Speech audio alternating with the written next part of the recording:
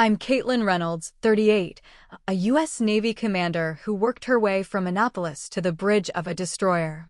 For years, I covered my father's bills, drove him to VA appointments, and kept his life running. But when he stood at a family dinner, called me a failure, and everyone laughed, I drew a line that changed everything. Have you ever been dismissed by someone you showed up for?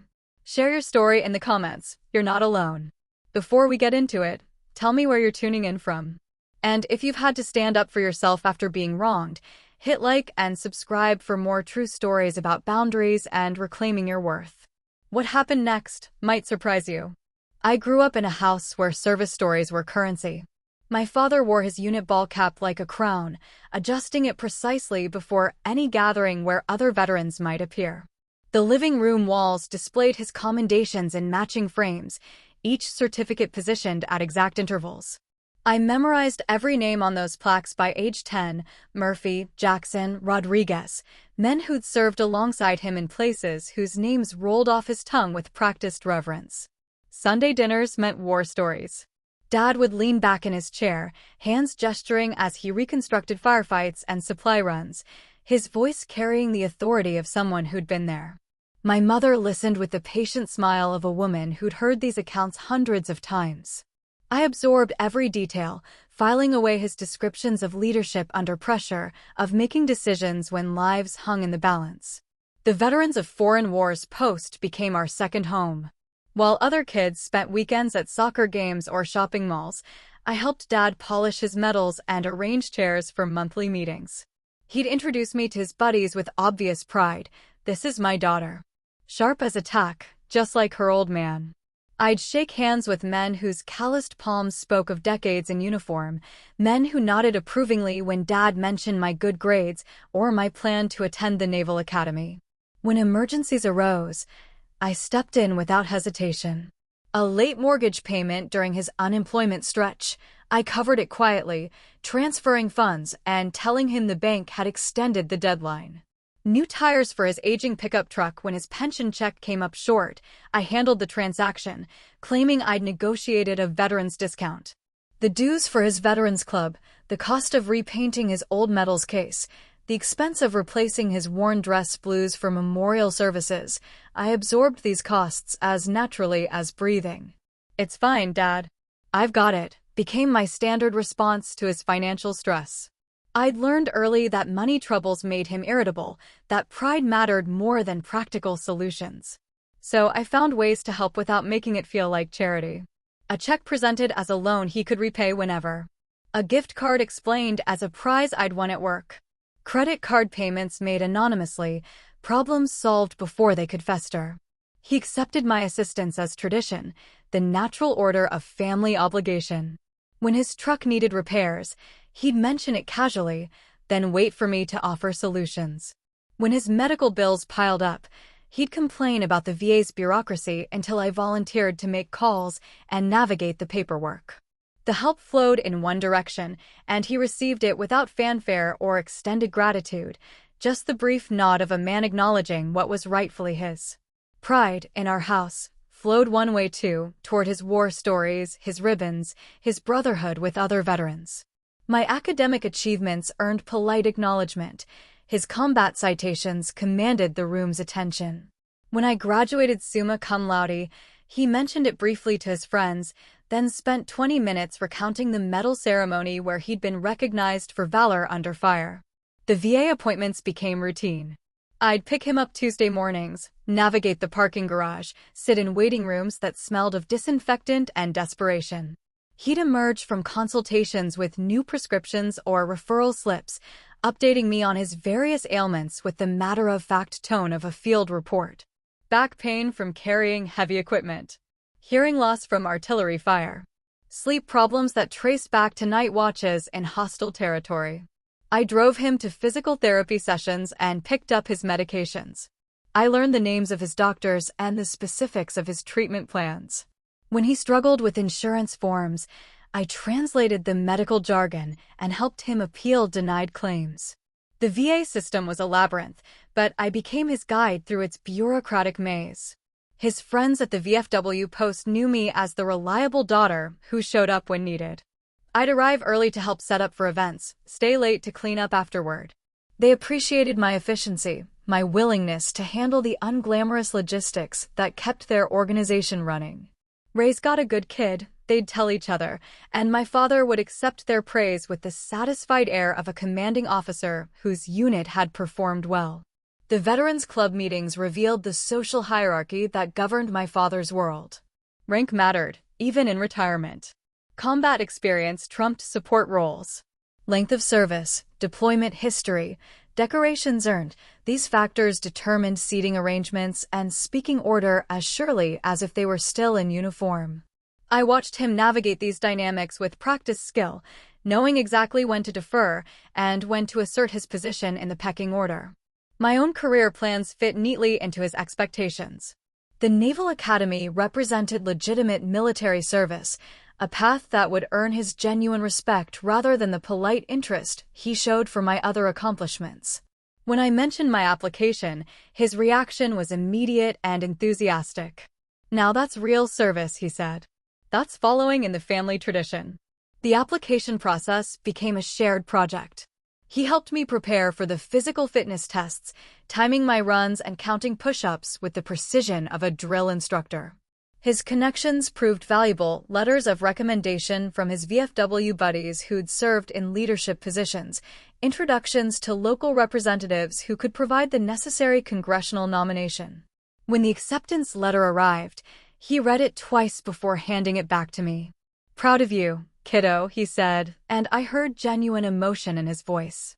That evening, he called his friends to share the news, his tone carrying the satisfaction of a mission accomplished. His daughter would be an officer, a real military professional, someone who would understand the weight of command and the burden of responsibility. The months before I left for Annapolis passed quickly. Dad offered advice about military life, sharing lessons learned during his own service. How to maintain equipment. How to lead by example.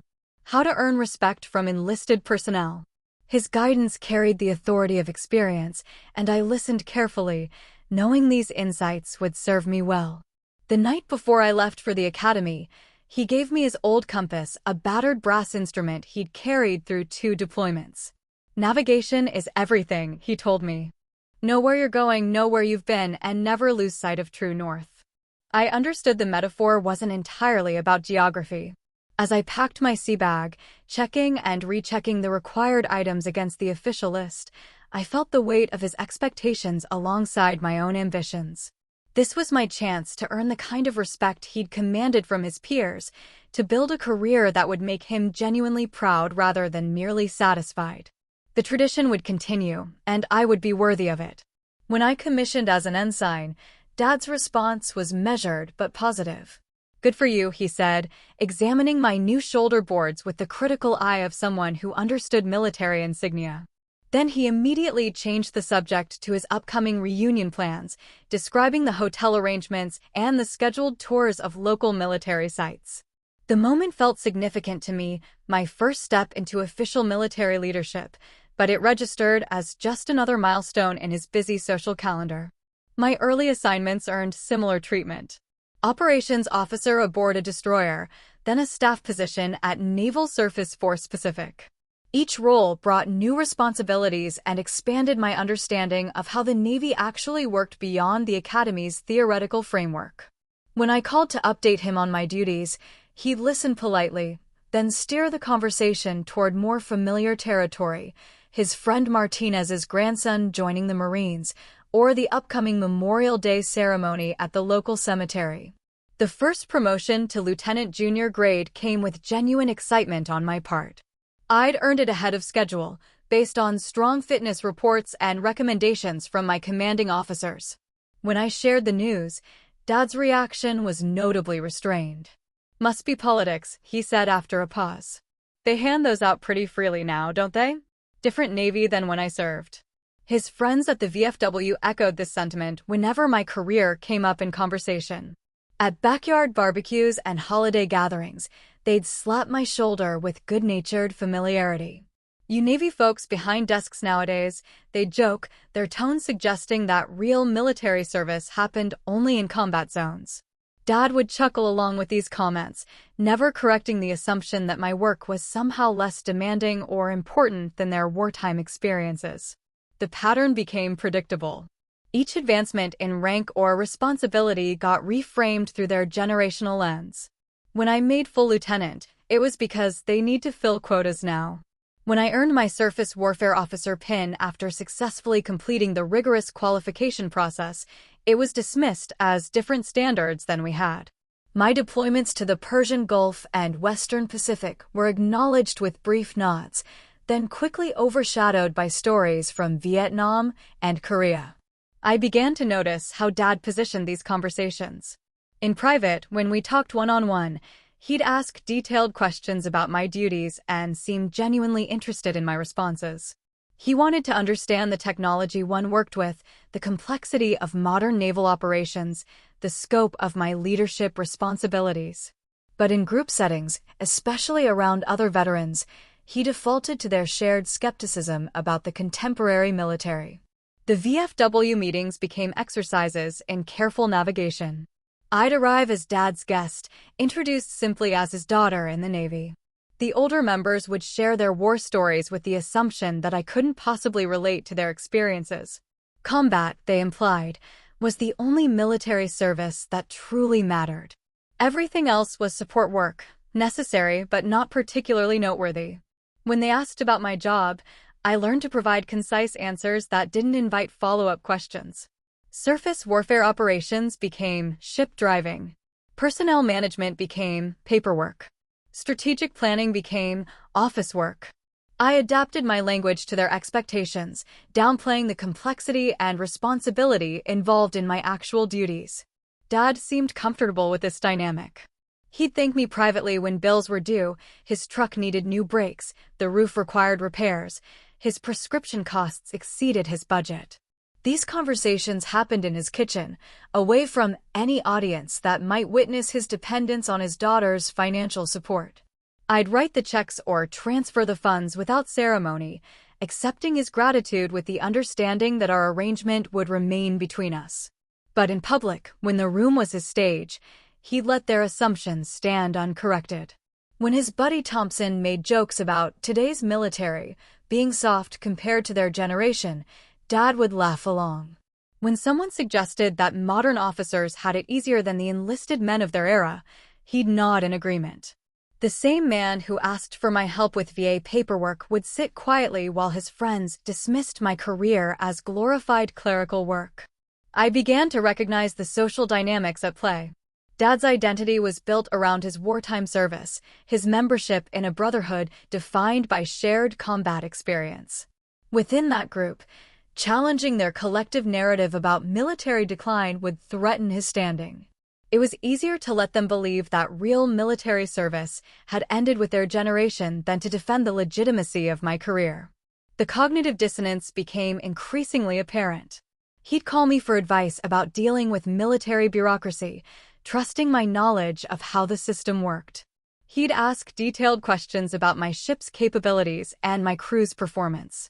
In private moments, he clearly understood that I was a competent professional managing significant responsibilities. But those insights never translated into public support or recognition.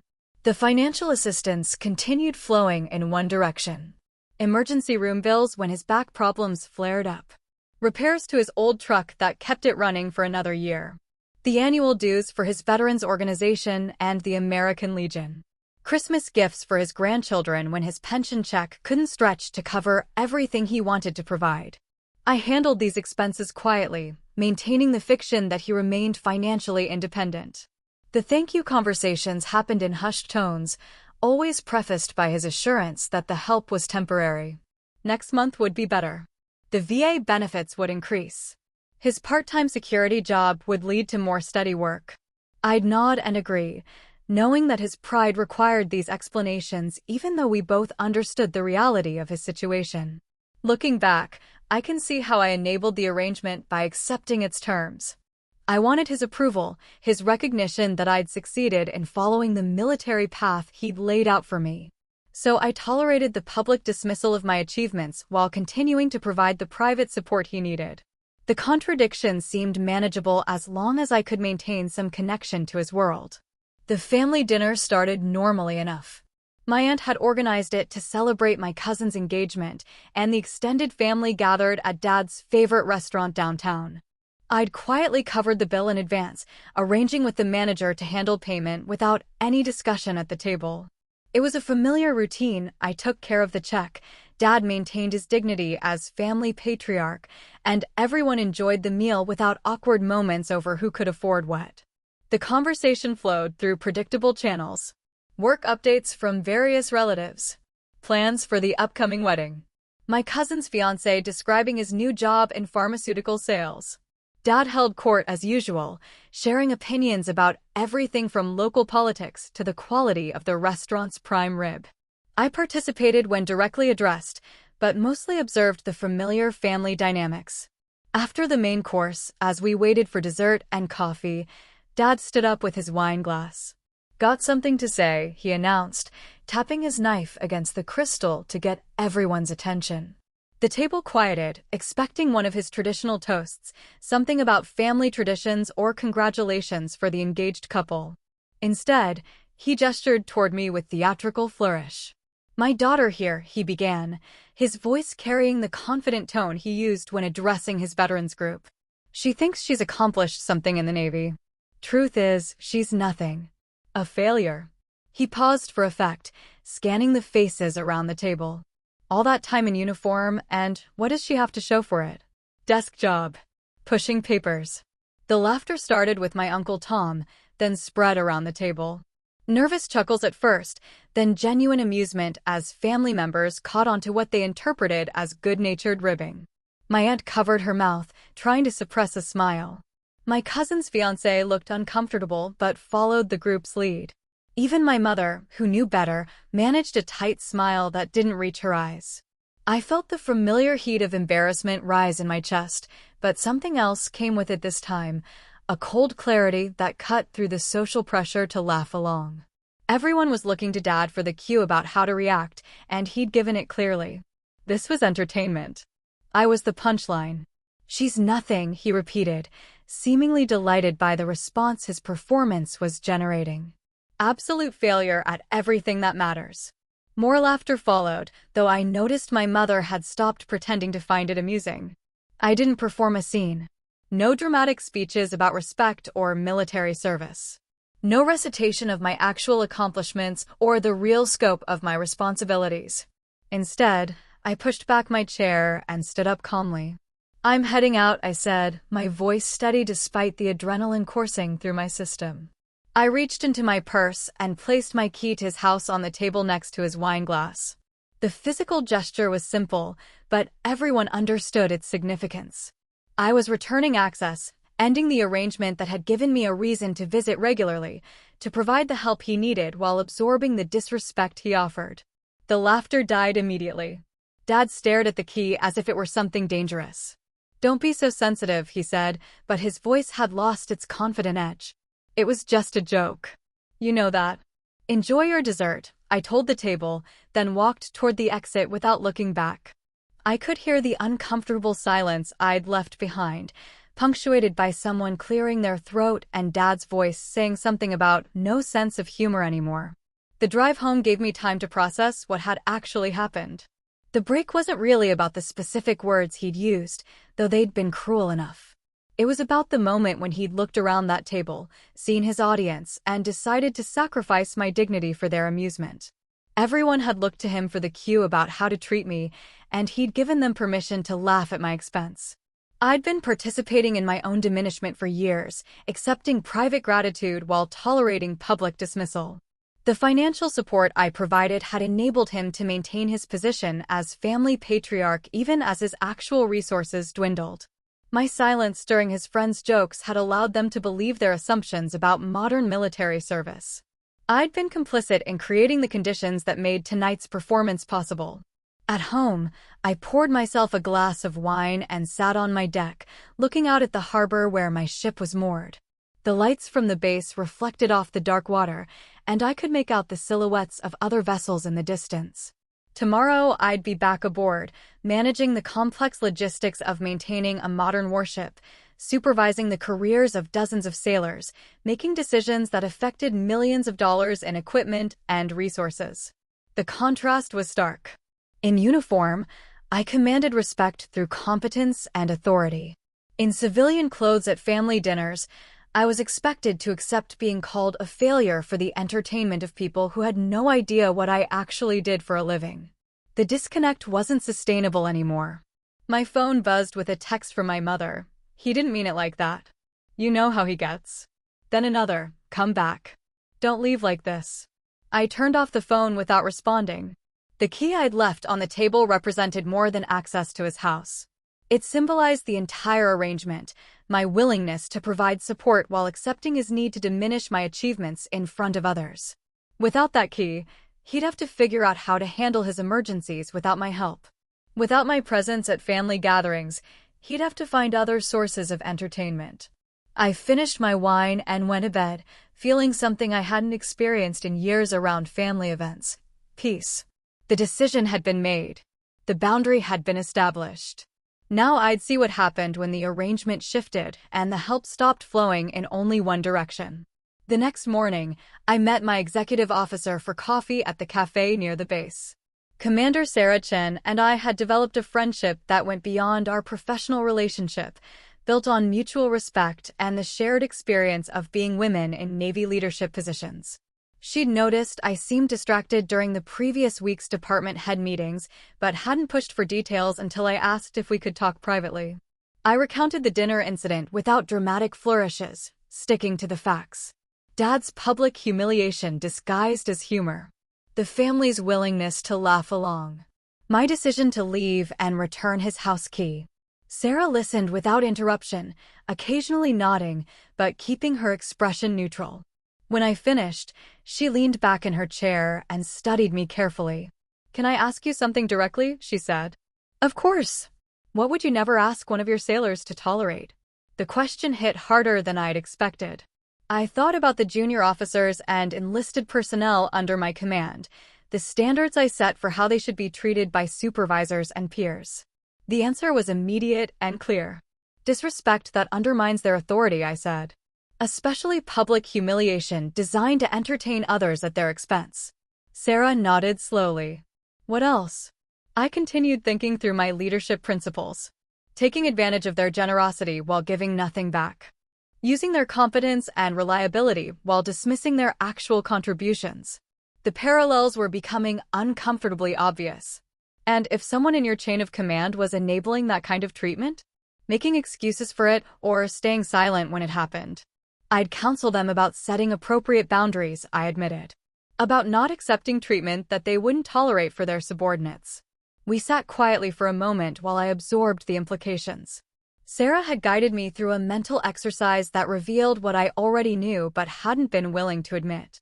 I'd been tolerating behavior that violated every principle I applied to leadership and professional relationships. "You mentioned financial support," Sarah said carefully. "Can you give me a sense of the scope?" I started listing the assistance I'd provided over the past few years. The mortgage payment during his unemployment. Multiple car repairs and replacements. Medical bills not covered by VA benefits. Veterans organization dues. Holiday gifts for grandchildren. Emergency room visits. Property maintenance. Insurance deductibles. The accumulated total was substantial, easily equivalent to several months of my base pay. As I recited the list, I heard how lopsided the arrangement had become. Money and assistance flowed consistently in one direction, while respect and recognition never seemed to make the return trip. I'd been subsidizing his lifestyle while accepting his need to diminish my achievements for social purposes. "What would you call that dynamic if you saw it in one of your sailors' personal relationships?" Sarah asked. The question forced me to apply the same analytical framework I used when counseling junior personnel about toxic relationships. Financial exploitation combined with emotional manipulation. Public humiliation balanced against private dependency. The pattern was clear once I stopped making excuses for it. "I'd call it unhealthy," I said finally. "And unsustainable." Sarah reached across the table and squeezed my hand briefly.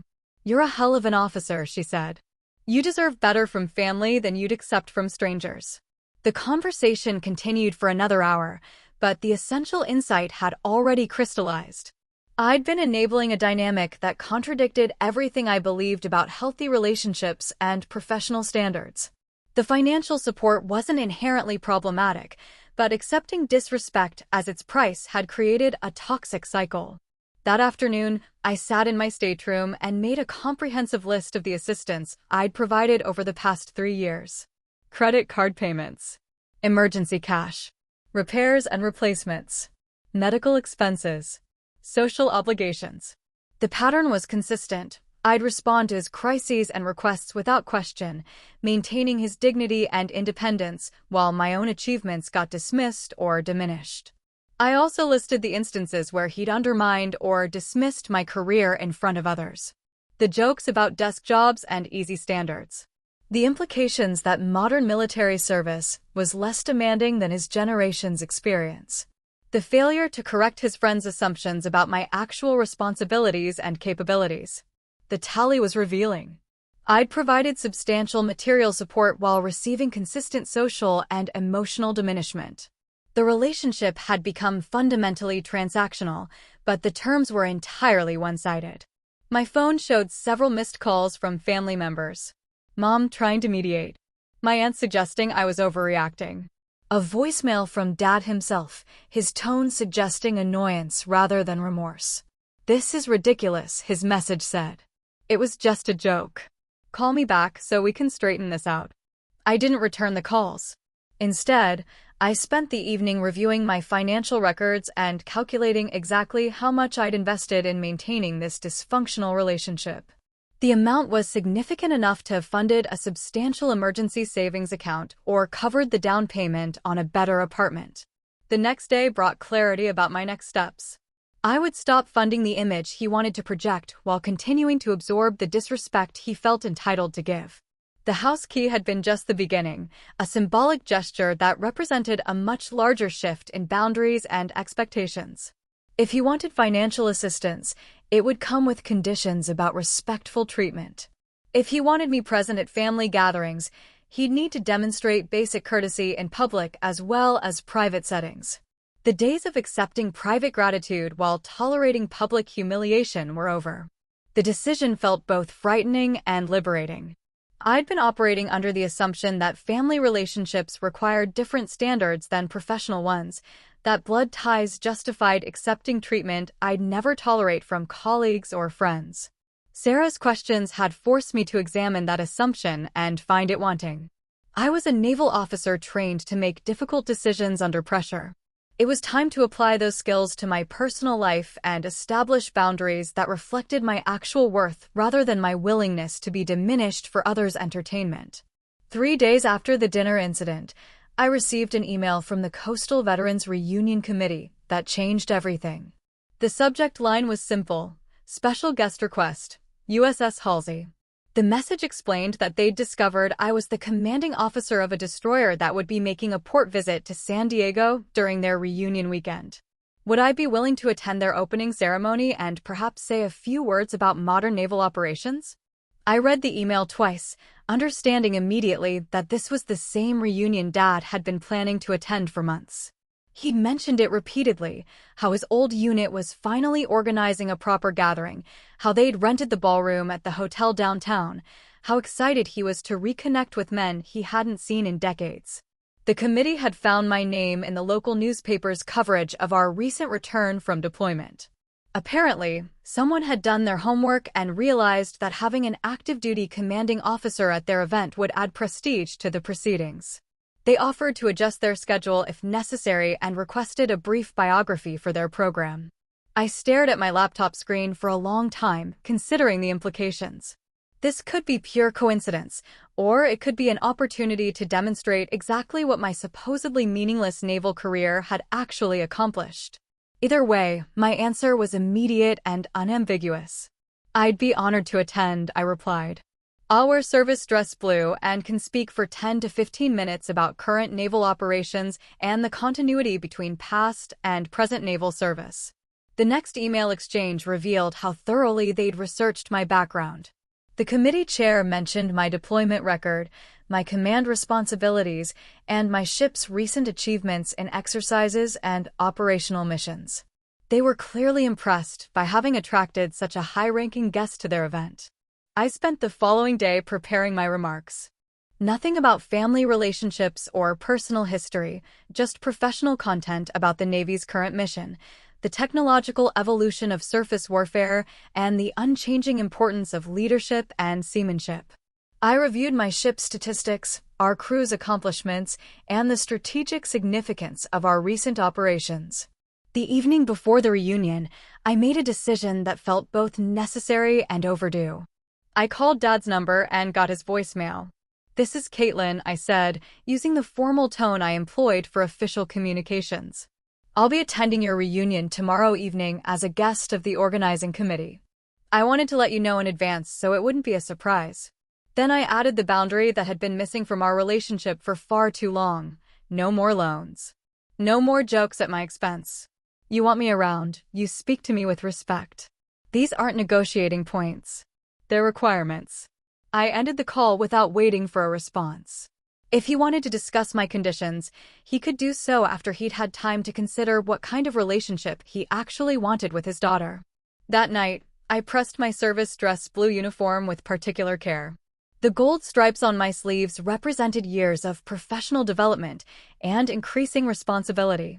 The ribbon rack told the story of my operational deployments and professional achievements.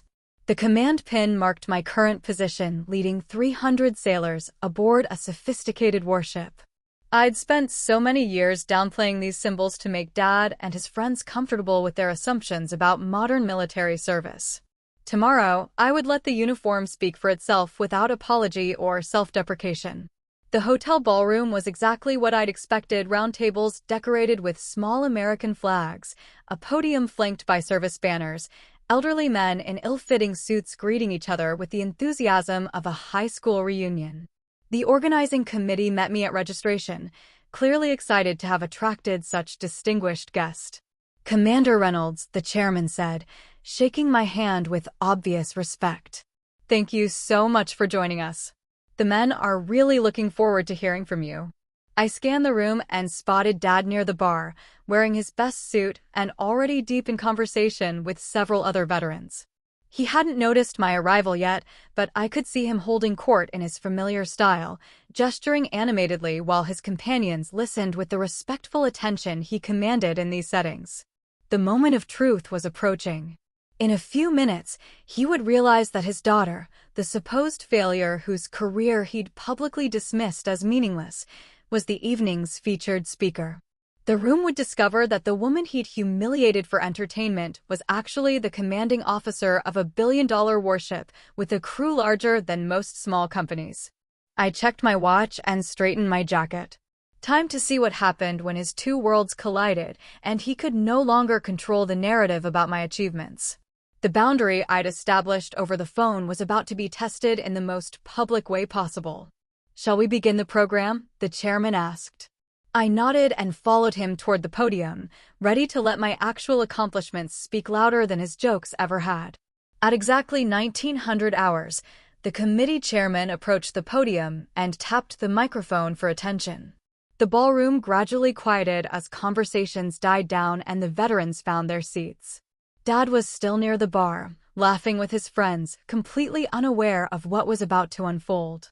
"Gentlemen, if I could have your attention," the chairman announced. "We have a very special guest with us tonight. Please welcome Commander Caitlin Reynolds, commanding officer of the USS Halsey, who will be speaking to us about the modern Navy's mission and the continuity of service between generations." The applause started immediately, but I watched Dad's face as the words registered. His smile faltered first, then disappeared entirely as he processed what he was hearing. His buddies were clapping enthusiastically, looking around to locate this distinguished guest speaker they'd just learned about. I walked to the podium with the measured pace I used for formal ceremonies, acknowledging the applause with a slight nod. The room fell silent as I adjusted the microphone and surveyed the audience. Every face was turned toward me with respectful attention, including Dad's, though his expression showed confusion rather than pride. "Thank you for having me," I began, my voice carrying the authority that came from years of addressing large groups under official circumstances. "It's an honor to speak to men who understand the weight of command and the responsibility of service." I launched into my prepared remarks about modern naval operations, the technological evolution of surface warfare, and the unchanging importance of leadership principles. The audience was engaged and attentive, asking thoughtful questions about current threats, naval strategy, and the challenges of commanding a modern warship. "The USS Halsey carries a crew of 300 sailors," I explained. "We've completed deployments to the Persian Gulf and Western Pacific, supporting freedom of navigation operations and coalition exercises. Our mission requires the same dedication to duty and attention to detail that characterized naval service in your era." An elderly veteran near the front raised his hand. "Commander, what's the biggest challenge you face as a commanding officer?" "Developing junior leaders who can make sound decisions under pressure," I replied. "The technology has evolved, but the fundamental requirements of leadership remain constant. Whether it's 1970 or 2025, a military leader's job is to accomplish the mission while taking care of their people." The questions continued for 20 minutes. These men understood military service at a level that transcended generational differences. They wanted details about operational challenges, personnel management, and the realities of command responsibility. Their interest was genuine and informed, nothing like the dismissive attitude Dad's VFW friends usually displayed. After my formal presentation ended, individual veterans approached with additional questions and comments.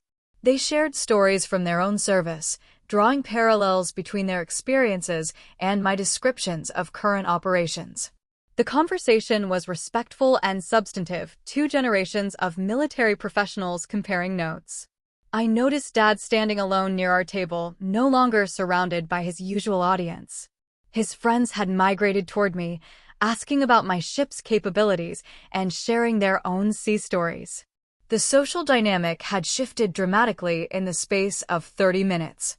"Commander Reynolds," said a weathered man with Master Chief anchors on his jacket lapel. "My grandson is considering the Navy. Any advice for him?"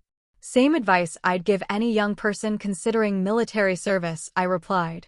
"Understand that it's a profession that demands excellence, integrity, and personal sacrifice.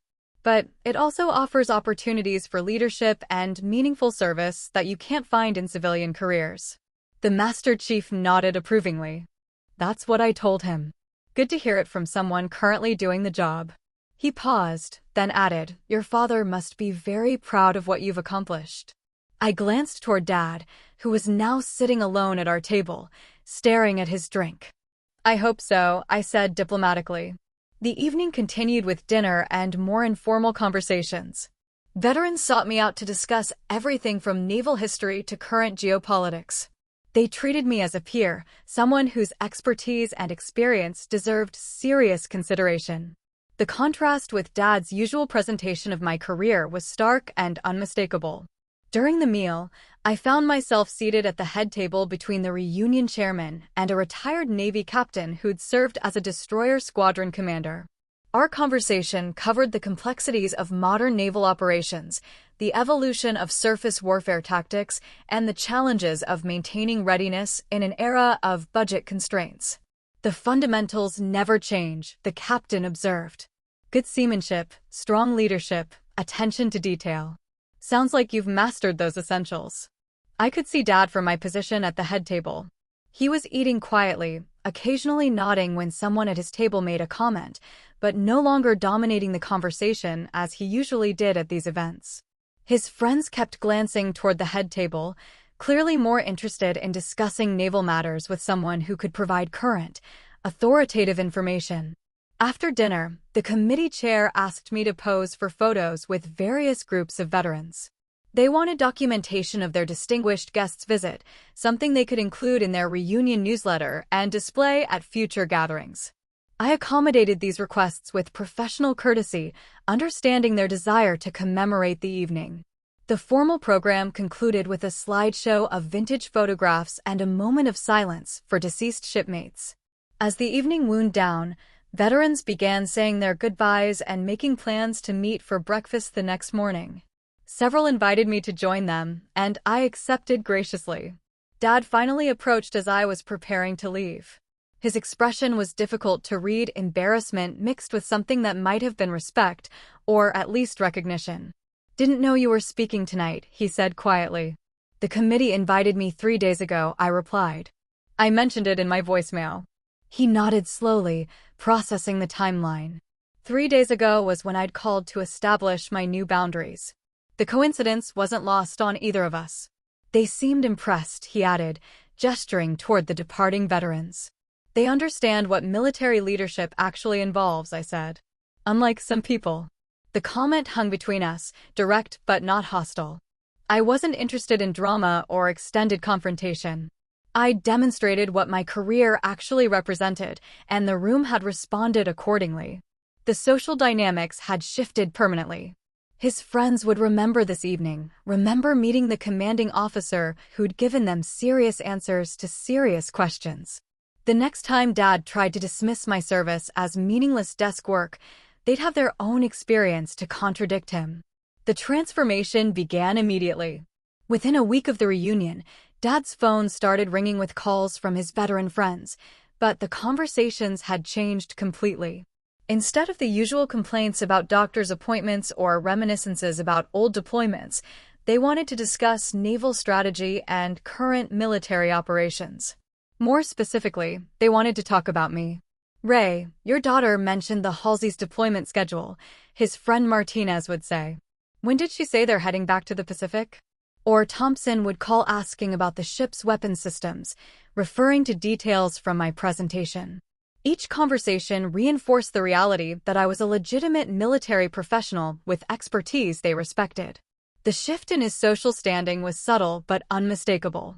Dad had built his identity around being the authority on military matters within his circle, the guy who could explain how things really worked based on his combat experience.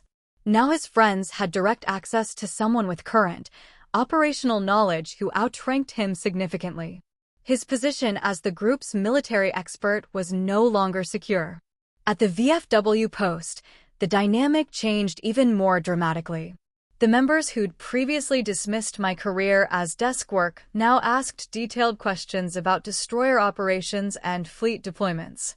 They wanted to understand the technology one worked with, the scope of my operational responsibilities, the complexity of modern naval warfare. Their tone was respectful, curious, and completely different from the condescending jokes they'd made before the reunion. Commander Reynolds, the post commander, approached me during my next visit. "We're organizing our annual scholarship breakfast. Would you consider being our keynote speaker?" The invitation was formal, respectful, and represented a complete reversal from their previous attitude toward my service. Dad listened to these conversations with visible discomfort. The men who'd laughed along with his jokes about my supposedly meaningless career were now treating me as the expert in the room. When someone asked about aircraft carrier operations or missile defense systems, they looked to me for answers, not to him. The committee chair from the reunion called to invite me to their next quarterly meeting. "The men haven't stopped talking about your presentation," he explained. "They'd love to hear more about current naval operations and maybe get a tour of your ship when it's convenient." I accepted these invitations because they represented genuine recognition of my professional achievements. These veterans understood military service at a fundamental level that transcended generational differences. When they asked about my command responsibilities or operational experience, they were seeking information from a peer, not humoring someone's pretensions. Dad's response to this shift was revealing. In private, he'd pump me for information about my upcoming assignments and ship operations, clearly wanting to stay informed so he could participate knowledgeably in conversations with his friends. But he never acknowledged that his previous dismissal of my career had been wrong, never admitted that his desk job characterizations had been unfair. The financial dynamic changed as well, though more gradually. When his truck needed repairs, he mentioned it casually but didn't automatically assume I'd handle the expense. When his Veterans Club dues came due, he found a way to pay them himself rather than asking for my help. The pattern of dependence was shifting, partly because he understood that our relationship now operated under different rules. I maintained my new boundaries consistently. When family gatherings included his veteran friends, I participated as myself, a naval officer with legitimate expertise, rather than playing the diminished role he'd previously assigned me. If someone made dismissive comments about modern military service, I corrected them factually and professionally. The test came at my cousin's wedding reception 2 months later. Dad and I hadn't spoken privately since the reunion, though we'd been polite during necessary family interactions. At the reception, surrounded by the same relatives who'd laughed at his failure joke, he stood up to make a toast. "I want to say something about family," he began, his voice carrying less of the theatrical confidence he displayed at the disastrous dinner. "My daughter serves our country as a naval officer. She commands a destroyer and leads 300 sailors." He paused, looking directly at me. "I'm proud of her service." The words were simple, factual, and completely different from his previous approach. No jokes, no qualifications, no subtle undermining disguised as humor. Just acknowledgement of what I actually did for a living. The family responded with genuine applause, and I nodded my appreciation. It wasn't an apology for his previous behavior, but it was recognition that the old dynamic was finished. He could no longer dismiss my achievements without losing credibility with people whose opinions mattered to him. After the reception, he approached me at the bar. "Good toast," I said neutrally. "Mend it," he replied. "Took me a while to understand what you actually do." "The information was always available," I pointed out.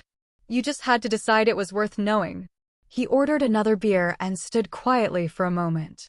"That reunion changed things," he admitted finally. "It clarified things," I corrected. The facts about my career were the same before and after that evening. We talked for 20 minutes, the longest substantive conversation we'd had in months. He asked about my upcoming change of command, my next assignment, my long-term career plans. The questions were genuine, reflecting actual interest in my professional life rather than social obligation. "Some of the guys want to visit your ship," he mentioned. "If that's something you could arrange." "I'll check the schedule," I promised. Tours are possible during appropriate windows. The conversation felt different, respectful, adult, professional. We were talking as peers rather than father benefactor and grateful daughter. The change wasn't dramatic or emotionally charged, just a practical adjustment to reality.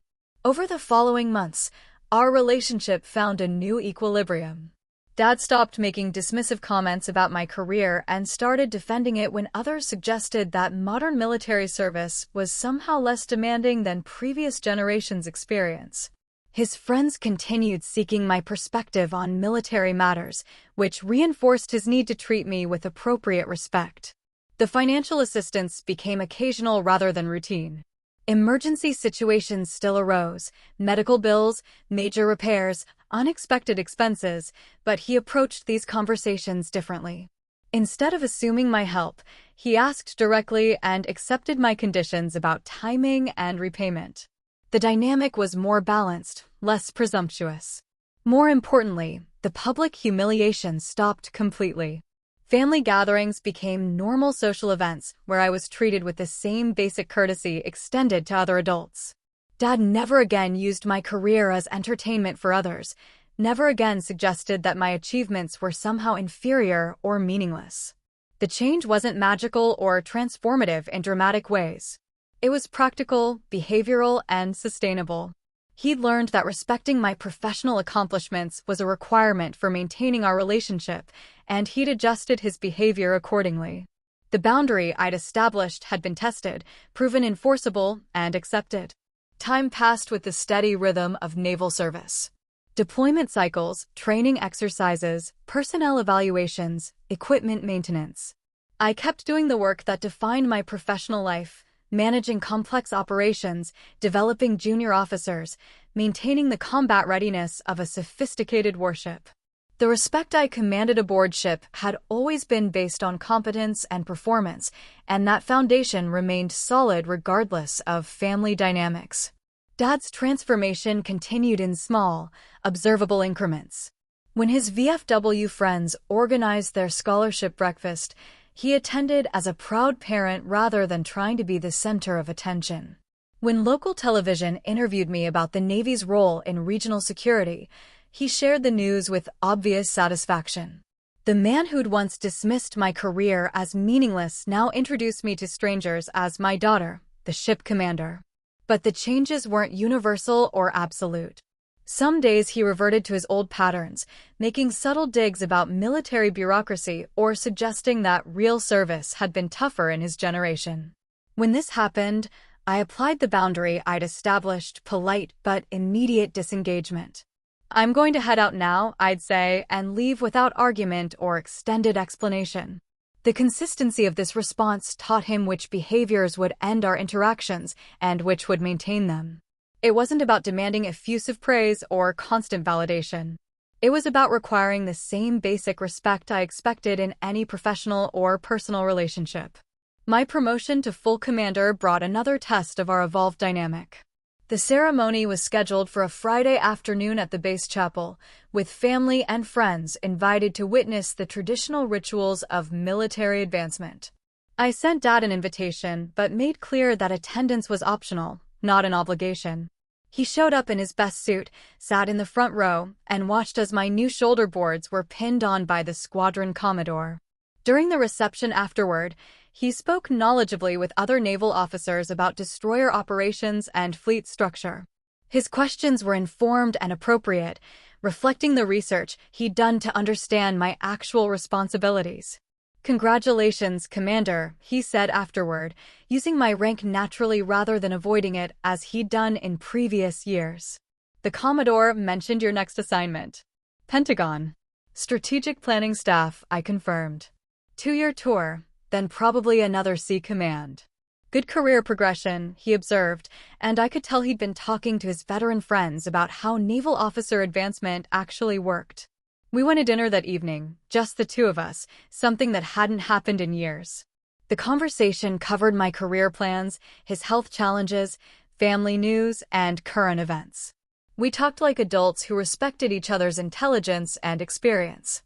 When the check arrived, I reached for it automatically, but he waved me off. "My treat," he said. "Celebration dinner for the new commander." It was a small gesture, but significant. For years, I'd covered restaurant bills as part of the broader pattern of financial support he'd come to expect. His insistence on paying represented recognition that our relationship now operated on different terms. The Pentagon assignment brought physical distance that proved beneficial for our relationship. Regular phone calls replaced the tension of frequent in-person interactions. Without the social pressure of his veteran friend's presence, Dad could acknowledge my professional achievements without threatening his own status within his peer group. When I called to update him on my Pentagon duties, strategic planning for Pacific Fleet operations, his questions were detailed and engaged. He wanted to understand the geopolitical implications of naval positioning, the resource allocation decisions that drove fleet readiness, the interagency coordination required for major military operations. "You're briefing admirals on this stuff?" he asked during one conversation. "Admiral Chin gets a weekly update on our planning scenarios," I confirmed. "Sometimes the CNO sits in when we're discussing major policy implications." "Chief of Naval Operations," he said, demonstrating his familiarity with military hierarchy. "That's serious responsibility."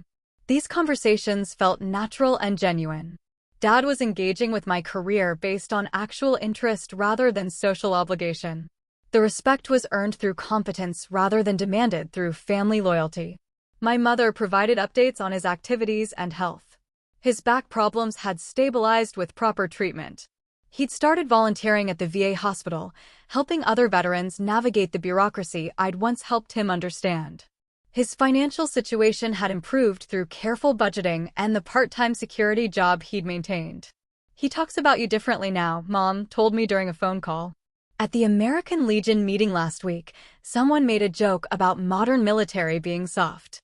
"Your father shut it down immediately." Said they didn't know what they were talking about. The image of Dad defending contemporary military service was almost surreal given our history, but it represented genuine growth rather than temporary behavioral modification. He learned enough about current naval operations to understand their complexity and importance. His respect for my career was now based on knowledge rather than family obligation. When I returned from the Pentagon for my next sea command, Dad attended the change of command ceremony without being asked. He understood by then that these events mattered to me professionally, that his presence represented family support for significant career milestones. Watching him interact with my new crew during the reception afterward, I saw how much our relationship had evolved. He spoke respectfully about my qualifications for command, acknowledged the complexity of modern naval operations, and treated my officers with appropriate courtesy. The man who'd once used my career as entertainment had become someone who genuinely understood its significance. The boundary I'd established hadn't just changed his behavior, it had forced him to learn about what I actually did for a living. That knowledge had generated authentic respect, which proved more durable than the forced politeness that might have resulted from simple intimidation. Our relationship would never be perfect or without occasional friction. Family dynamics carried too much history and too many entrenched patterns for complete transformation. But the fundamental issue had been resolved. He could no longer dismiss my achievements without losing credibility with people whose opinions mattered to him. More importantly, I no longer accepted treatment that contradicted my own professional standards. The boundary had held under pressure, proven enforceable in practice, and created space for a more balanced relationship based on mutual respect rather than one-sided obligation. Here's what I keep from those years of establishing and maintaining boundaries. Power is not volume, it's policy. I wrote mine and enforced it consistently, without dramatic confrontations or extended negotiations. The transformation wasn't about changing Dad's fundamental character, it was about making clear which behaviors would maintain our relationship and which would end our interactions. The policy was simple: respectful treatment in exchange for continued family connection. No more public humiliation disguised as humor. No more dismissive comments about my career while accepting financial assistance. No more enabling his need to diminish my achievements for social entertainment. The terms were non-negotiable because I'd finally understood that family relationships shouldn't operate under different standards than professional ones. Justice, when it arrived, wasn't a dramatic speech or emotional confrontation. It was a room full of veterans standing at attention while my father's fork slipped from his hand. It was his friends asking me serious questions about naval operations instead of laughing at his jokes about desk jobs. It was the quiet recognition that respect flows toward competence and authority, regardless of family dynamics or generational assumptions. The change didn't happen overnight or without resistance. Dad tested the boundaries multiple times, reverting to old patterns when he thought he could get away with it. But consistency proved more powerful than confrontation. Each time he crossed the line, I applied the same consequence: immediate, polite disengagement. No lectures about respect or family loyalty, just the practical demonstration that certain behaviors would end our interactions. Over time, he learned to navigate the new rules because maintaining our relationship mattered more than preserving his ability to use me as entertainment. The financial assistance became occasional rather than routine, requested rather than assumed, and offered with genuine gratitude rather than entitled expectation. The public comments about my career shifted from dismissive to defensive, especially when others suggested that modern military service was somehow less demanding than previous generations' experience. The key insight was recognizing that I'd been complicit in creating the conditions that made his disrespectful behavior possible. By accepting private gratitude while tolerating public humiliation, I'd enabled a dynamic that contradicted my own professional standards. The solution wasn't changing his personality, it was refusing to participate in arrangements that required me to accept treatment I wouldn't tolerate from colleagues or friends. Family relationships often carry the assumption that blood ties justify different standards, that we should accept behavior from relatives that we'd never tolerate from others. But that assumption only works when all parties benefit from the relaxed boundaries. When one person consistently diminishes another for social gain while accepting material support, the relationship becomes fundamentally transactional and ultimately unsustainable. The financial aspect was particularly important to address directly.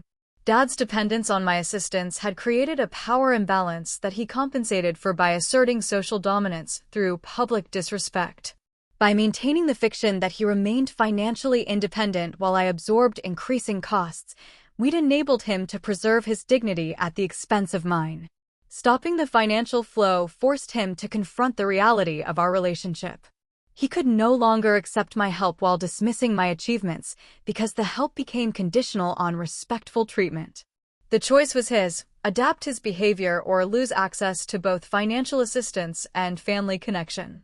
The veterans' reunion provided an unexpected catalyst for change, but the fundamental shift would have happened eventually through consistent boundary enforcement. When his social circle discovered that his supposedly failed daughter was actually a respected military professional, he had to choose between maintaining his dismissive narrative and preserving his credibility within the community that mattered most to him. His friends' respect for my military expertise created external pressure that reinforced the internal boundaries I'd established. He could no longer make jokes about my career without contradicting people who'd witnessed my professional competence firsthand. The social cost of disrespecting me had finally exceeded the social benefit he gained from using me as entertainment. The relationship that emerged wasn't perfect, but it was honest and sustainable. We talked as adults who respected each other's intelligence and experience. When he needed help with major expenses or health crises, he asked directly rather than hinting or assuming. When family gatherings included discussions of military service, he contributed knowledgeably rather than dismissively. Most importantly, I stopped enabling behavior that contradicted my own values and professional standards. The woman who demanded excellence from her sailors and respect for their contributions finally applied those same standards to her personal relationships. The boundary wasn't about punishing Dad, it was about protecting my own integrity and creating space for genuine rather than performative family connection. The lesson extends beyond family dynamics to any relationship where one person consistently diminishes another while benefiting from their generosity. Professional situations, friendships, romantic partnerships, the same principles apply. Respect flows toward competence and authority when those qualities are recognized and defended. When they're hidden or minimized for others' comfort, they lose their power to command appropriate treatment. Power is policy, consistently applied and fairly enforced. I learned to write clear boundaries and maintain them without apology or extensive explanation. The people who respected those boundaries earned continued access to my time, energy, and resources. Those who couldn't adapt to respectful treatment found our interactions became increasingly limited and formal. The fork hitting the china wasn't the moment of justice. It was just the most visible symbol of a power shift that had been building through months of consistent boundary enforcement. Real justice was quieter and more sustainable, a relationship based on mutual respect rather than one-sided obligation, honest communication rather than hidden resentment, and genuine appreciation rather than entitled expectation. That's what I keep, and what I'd recommend to anyone facing similar dynamics. Identify your standards, communicate them clearly, and enforce them consistently. Family loyalty shouldn't require accepting treatment that contradicts your fundamental values. Respect isn't earned through blood relation, it's maintained through behavior that honors the dignity and accomplishments of all parties involved. The compass Dad gave me before I left for the Naval Academy proved prophetic in ways he probably didn't intend. Navigation is everything. Know where you're going, know where you've been, and never lose sight of true north. My true north was always professional excellence and personal integrity. The boundary work wasn't about changing direction, it was about refusing to let family obligation pull me off course. Here's where I'll leave it. If this resonated, hit like, subscribe, and share it with someone who needs a nudge to set a boundary. In the comments, tell me, what was the moment you finally drew a line? Who underestimated you, and how did you respond? Have you had a public shift that changed the dynamic? Did you rebuild trust or walk away? On what terms?